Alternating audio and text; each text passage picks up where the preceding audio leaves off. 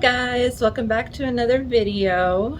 So this is kind of a two-part video. The first part is just me weighing little Nova here. If you don't know how to weigh a snake, stick around, you're gonna see. The second part is me talking about a question that I had come up. This is particularly about corn snakes, but it can go with any snake in general, really. So this is gonna be about the pros and cons, and should you or shouldn't you feed your snake in their home enclosure, or should you remove them from the enclosure and feed them in a separate bin. Now this has been talked about a lot in the snake world. It's a highly debated topic, so please don't get me wrong, I am not going to be telling you in this video what you should and shouldn't do. I'm just going to be giving you some pros and cons for both of them, and then you can make your own decision whether you want to do one or the other. So first, let's jump to my clip of me weighing my snake. Now the scale that I'm going to use in this video is a kitchen scale. It's what you weigh fruits with. I got mine off of Amazon for like 30 bucks. So it's nothing fancy. It's not a big deal of a scale. But we're just gonna weigh her. One thing that I found in the ball python world is that very few, if any, people have actually kept records of their snakes growing up, and you know, how much did they weigh every time you fed them, or how much was the prey weight, how often did they shed, and how big did they grow each shed, that kind of stuff. In the corn snake world, that's a very big thing. You can find many different records. But in the ball python world, not so much. So I'm keeping my own records. And if I could just reach off camera here, I found this really cool binder at my local store. And you can put your own pictures in it. So I don't know if you can see that, but these are all pictures of Nova. And there's more on the back. And then down the side it says Nova the BP, Nova the ball python. So I made all those pictures up. It's just pictures that I have of her so far. As the years go by, I'm gonna put different pictures in there, obviously, but that's what I got so far. And inside I have a sheet of paper that I'm keeping track of everything. I'm keeping track of when I feed her, how what the weight of the prey is, what her weight is, when she sheds, how long did she measure each shed, and all of that. So here we go. This is me weighing Nova the ball python. Okay guys, so I just have this temporarily set up here. Hopefully you can see all right. So we're gonna weigh Nova, and I'm gonna turn on my scale. Just wait until it zeroes out, which it is. Okay, so I got little Nova here. I'm gonna put her in scale. Just like that. And we're just gonna let her sit there. And we're gonna wait until it kind of gets calculated. It says she is 104.5 grams. So she has definitely gone up since I got her. 104.5. So there we go. That's how you weigh a snake. Obviously, as that snake gets larger and larger, you're going to have to get more creative. Eventually, I'm sure I'm going to be weighing this little monkey on just an actual normal scale, because she's going to be fairly large when she gets full grown. With that scale that you saw, you can also just add a box, like put a box on top of it, zero out the scale so that it's not weighing the box, and then just go from there. So it's weighing your snake. You can do that. You can get creative with those. So yeah, as you can see, also this little monkey is getting so much more curious. I haven't held her very often here, but she's really starting to open up and just wanting to explore and move around, and so that's great. But anyway, as you can see, she was 104.4 or 104.5, sorry. So inside my binder here, I have a sheet that I made up that has all of her statistics. So I weighed her the day I got her, and she was 83.8 grams. It is just about 2 weeks later. She ate her first meal for me, and she has yet to go to the bathroom. So that could be why she's put on so much weight. That weight might drop after she goes to the bathroom. But that's normal. Sometimes they don't go to the bathroom after every time they eat. Sometimes they hold it for 2-3 times before they'll actually use the washroom. It's just how they are, especially as babies, because they kind of really know that they're still growing and they need those nutrients, so they can hold it. Anyway, so that was weighing Nova the ball python. Just a quick little blurb. I thought I'd do that as I have my camera out. So moving on into the main topic of this video, I had the question of how should I feed my snake, enclosure or a separate bin. So before we start going into the pros and cons of these different types of feedings, I want to just kind of address a topic that people think is a thing, but it's actually not a thing. And that is cage aggression with snakes. I just kind of want to say that there's no such thing as an aggressive snake. It just doesn't exist. How the term cage aggression got started, I'm not too sure. It must have gotten started by somebody that wasn't well informed about snakes or something. But there's no such thing as cage aggression with snakes. There is a defensive snake. So if your snake is afraid of something and goes into a defensive mode and strikes out, that's a thing. And then there is what we call a food response. And I think that's mainly where the idea of cage aggression comes from. It's not aggression, it's just that they're looking for food. You open the door and they think there's food and they strike out at the food. That's not cage aggression though. So please don't see that as an aggression or an aggressive snake, because it's not. It's just a food response. So with that being said, let's go into the pros and cons. So first, we're going to start out with the separate bin feeding. So give me a sec here, and I'm going to go grab a bin to kind of show you the type of bin that might be used to feed your snake in. Give me 1 second.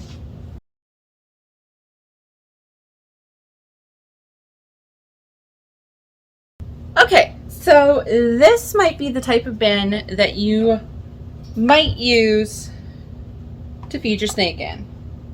I don't know if you can see it on camera, but the lid has a whole bunch of little holes in it. I don't know if you can see that, but there's some holes in there. That's for airflow. And so that might be a type of bin that you might use to feed your snake in. The lid locks down so that the snake cannot get out. And yeah, it has no substrate in it. It has nothing in it that the snake might ingest or anything like that. So moving on to your pros. That's a pro, that there's no substrate in your bin, and your snake will not swallow it along with the food item. Some people worry about their snakes ingesting the bedding and getting blocked up so that they can't go to the bathroom, which normally requires a vet visit. So that's a pro. Another pro is that your snake will not expect food in its home enclosure, so you can avoid having that cage aggression, which is actually a food response, in your home enclosure. So those are 2 pros. I just did 2 and 2 on here. A con to feeding in a separate bin like that is that your snake may get stressed and not eat. So snakes need to feel secure to eat. If they feel stressed, or if they feel unsure, if they feel scared, anything like that, they may not eat, because when they eat, they're taking away their only defense, and that's to bite. So they need to feel secure. So if you take your snake and put it in a bin that it can see around, there's nothing to hide in, the texture feels different and all of that, it might not eat. Now this isn't going to be every snake. Some snakes eat no matter what. They just love their food. So it's mainly just a thing that you're going to have to try out and see if your snake is good with it or not.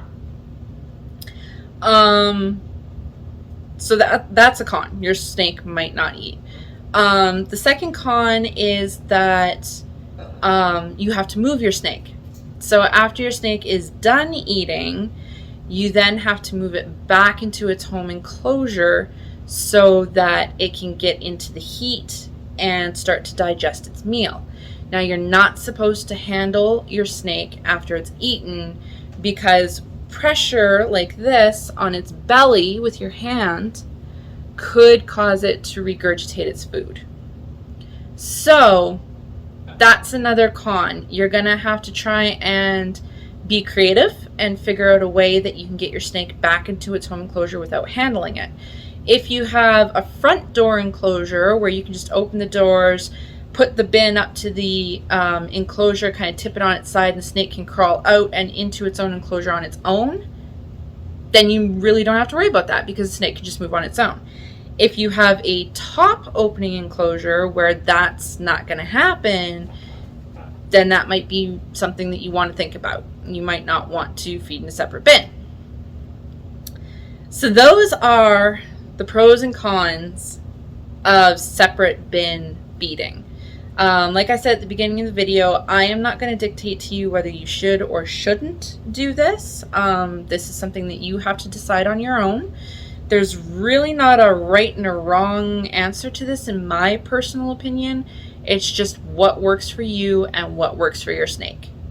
Obviously, if you put your snake in a separate bin and it doesn't eat, it's not for the snake. You're probably going to have to look at enclosure feeding, which we're going to get to next. But first, I'm going to put this little monkey away and get another one of my snakes, because she's still bonding to me and I don't want to have her out too long and stress her out.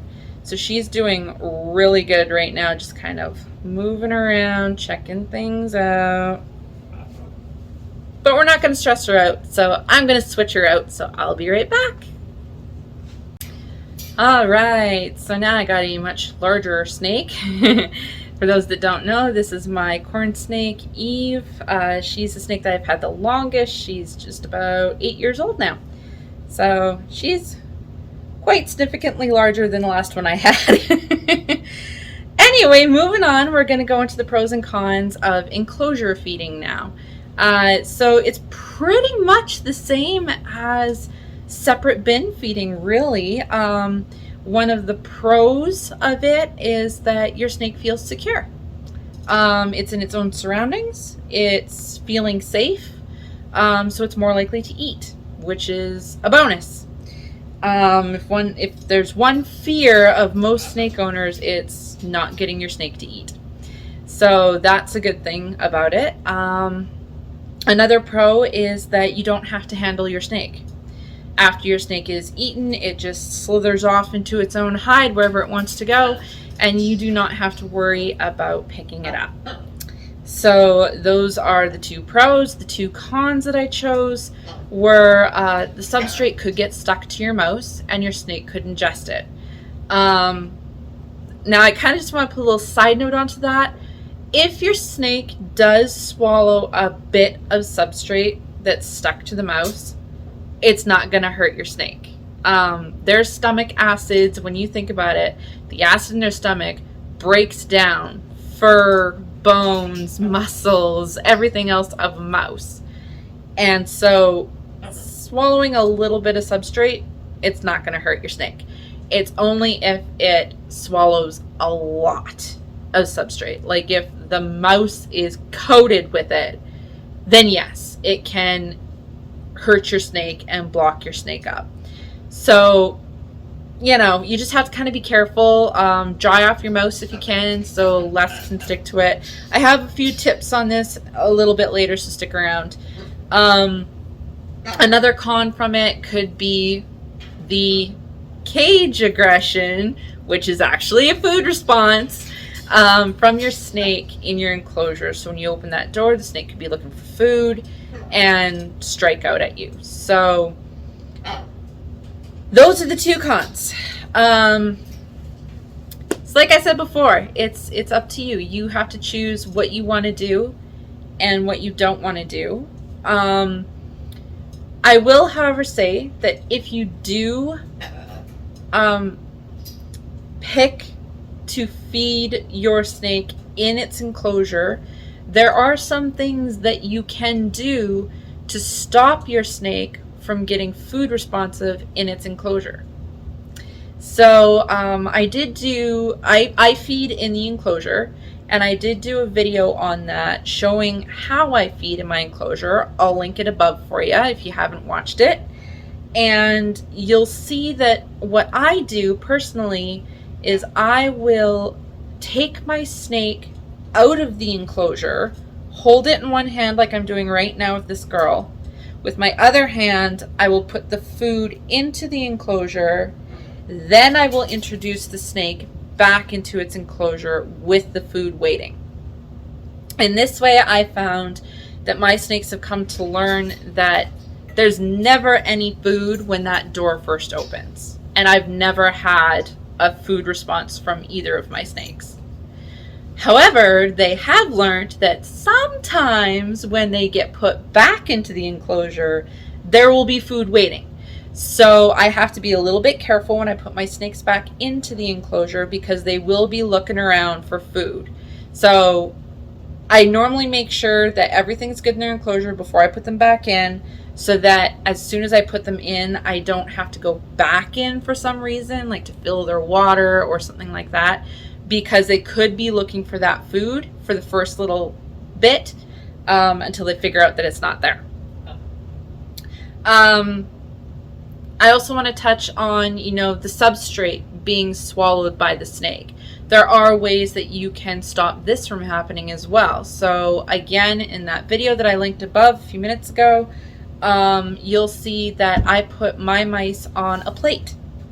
So I have 2 plates that I just use them for my snake and only my snake, and I will put the mice on the plate, and when the snake strikes and grabs that mouse, I make sure that their heads stay on the plate so that the mouse never touches the bedding. You can also just use a hide, one of your snake's hides. Just flip it upside down and create like a bowl out of it, and then feed your snake inside their hide. That works too. So there are ways that you can fix these things if you want to do enclosure feeding. But in the end, it's your choice. Those are my pros and cons that I chose. I'm sure there are more, but I just chose like the more obvious ones. Like I said, I enclosure feed, so I would highly suggest still enclosure feeding, but that's your choice. She's going into my hair. She loves being in my hair and going around my neck. So that's my video for tonight.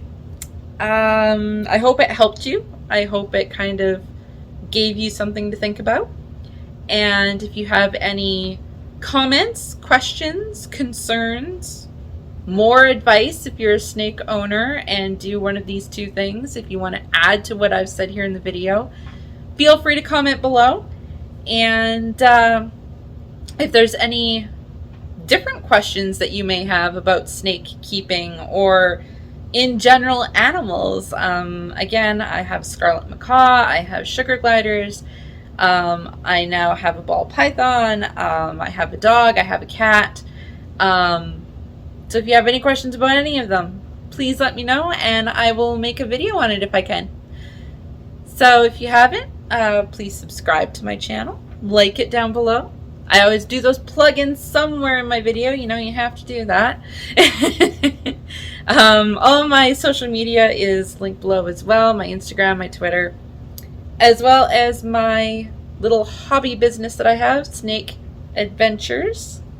So please take a look at all that, and we'll catch you in the next video. Bye, guys.